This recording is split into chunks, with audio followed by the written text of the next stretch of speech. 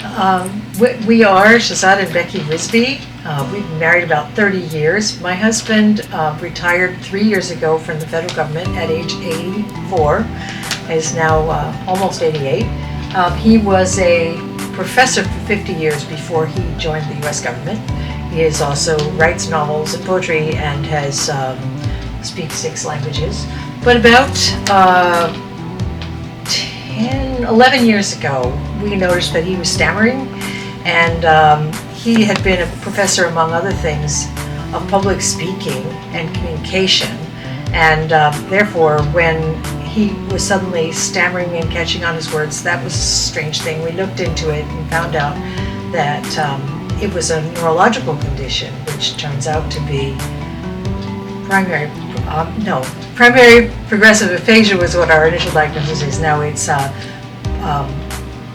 progressive supranuclear palsy, which is a form of atypical Parkinson's. And so he hasn't been able to speak for more than 5 years at all. But about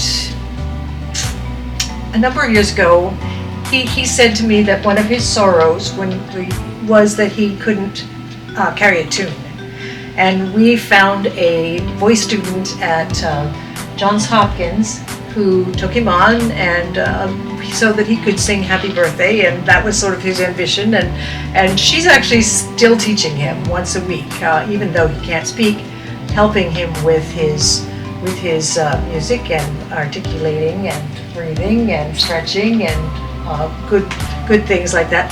And then he said, I'd like to learn to read music. And because he had so many languages and so much interest in learning, we hooked him up with a piano teacher. And so we found this fella who is wonderful, who's in Silver Spring, and he started basically from scratch with no musical knowledge, and had to learn how to read music and how to find his way around a piano, how to do rhythm, how to play songs, and he's making progress. It is slow.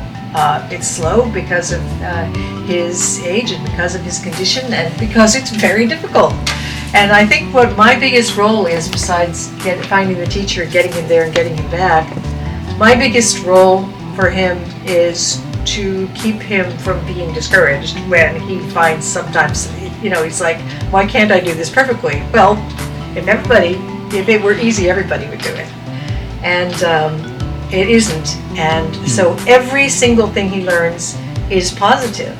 And we have run into now, when we speak to neurologists, both at Mayo Clinic and at Johns Hopkins, they have said that there really is almost nothing that's better for brain health and for maintaining brain health when you have neurological degeneration is to learn music or to play music. And it also is a huge pleasure. If I would take one image of my husband, we went, he was studying for a test in a language that he spoke, but he wanted to get it just right. We went to King's Dominion, and he was in the what's it called, the mighty hatchet, when it swings you back and forth, and he had his book. He was going back and forth and back and reading his book until we went over. So that's the sort of guy he is. He's nothing if not persistent, and this has served him well in light of the fact that learning music presents its challenges. But when you are so full of zest for new information, zest for learning, and stick-to-itiveness, and also, I think when you can't speak, how can music speak for you? How can you be able to express yourself when words fail you? And he cannot speak now for 5 years. So the speaking through playing music and connecting with other people is crucial. So I would say that's it does inspire me. But how has it changed our relationship?